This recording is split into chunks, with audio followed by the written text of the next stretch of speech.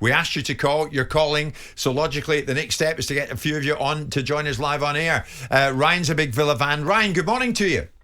Morning, Jim. Morning, Simon. Morning, Mr. Anti-Villa. Who's Mr. Anti-Villa? I tell you, but Danny Murphy. Why is that? Listen, look, why is that? Yeah. So Danny's just come out with a comment, which I'm sure a lot of Villa fans are going to be quite angry about, how there's a certain ceiling height at Villa. And from Gerard's point of view, I was talking about, yeah. Well, why just Gerard? Why you can't just label that on one manager? Because my perception of people's general perception of Villa is they're not going to be competing to get in the Champions League places in the next couple of seasons. Would that be fair or not?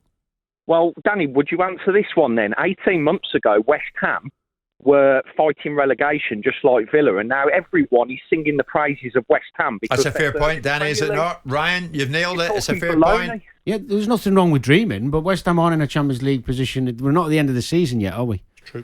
So let's just see on that one.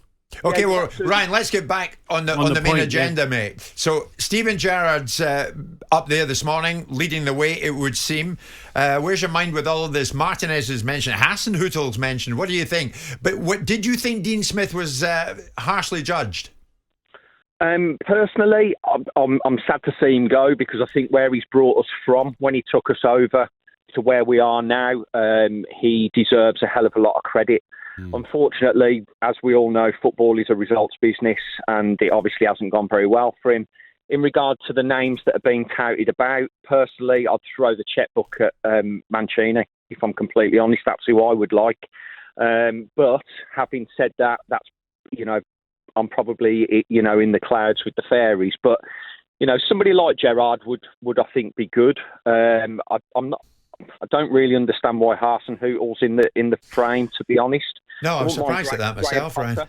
Graham Potter maybe as well. He's a Brummy lad, but and at the end of the day, it is what it is. He's gone. I wish the bloke well, because, like I say, I don't hold any animosity towards him. I think he's been absolutely superb for the club. But obviously, with it being a results business, unfortunately, I think a lot of the performances over the last few weeks have been very flat, very down. I agree with Simon with regard to, there's certain players who probably think they're a little bit above their station at the moment, Tyrone Mings being one of them. But, at the same time, I think we need a manager in that's going to, almost one of those nasty type managers, if you like, somebody that's not going to, because like you said earlier on, Dean Smith's sort of persona is very, very calm, very collected.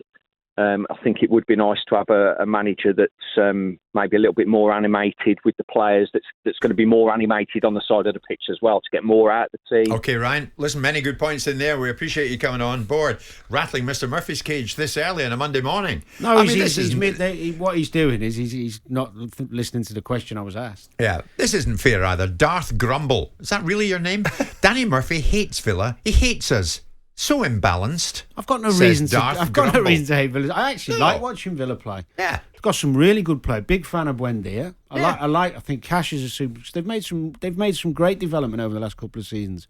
I'm with Simon. I think he was unlucky to get the sack. Yeah, I've got nothing against Villa at all. I'm simply talking about how a manager might look at it when you think, if I'm going to take the job at Villa and I want to be competitive, who am I competing against? Yeah. You're competing against some monsters, some like huge football clubs, wonderful but having squads. said that, you heard Wes Edens last week when I got him after they beat Derby at Wembley, and he said there and then, albeit in the hiatus of just getting themselves up to the Premier League, there is no ceiling. We want to take on the world. We want to be one of the world leaders in football. I'm not about a ceiling from an owner's point of view.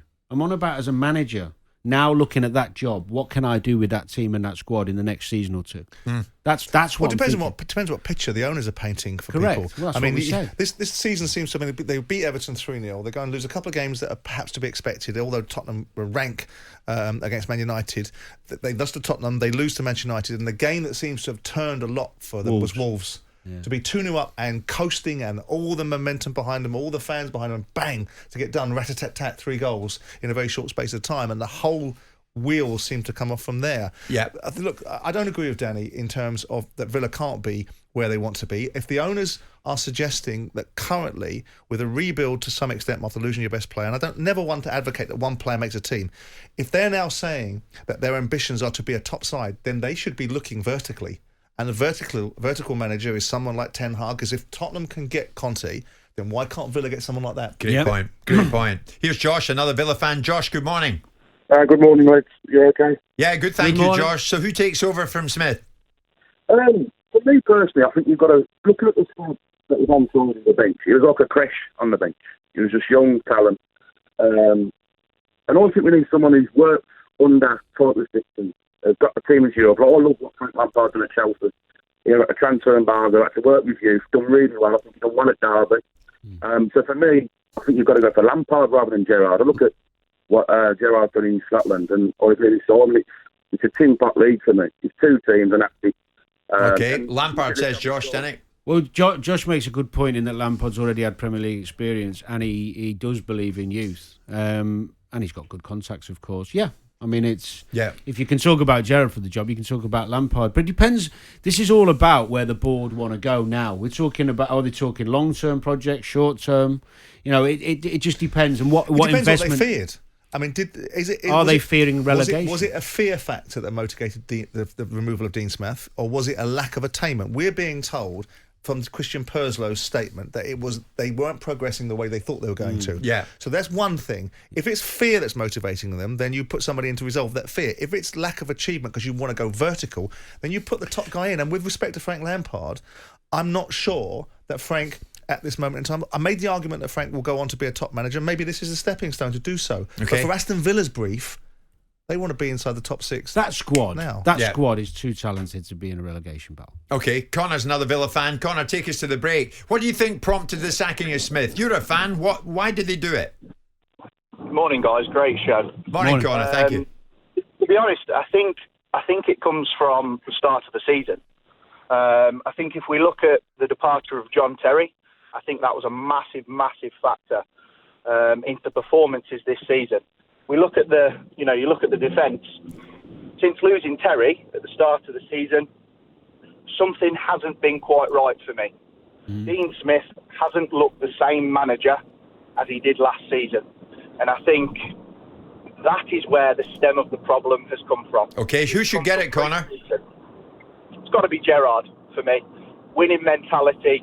He's took his time. He's built a successful club at Rangers. It's got to be Gerrard. talkSPORT Breakfast with Laura Woods. Monday to Wednesday morning, 6 till 10. On AM, on DAB, via the talkSPORT app and on your smart speaker. talkSPORT.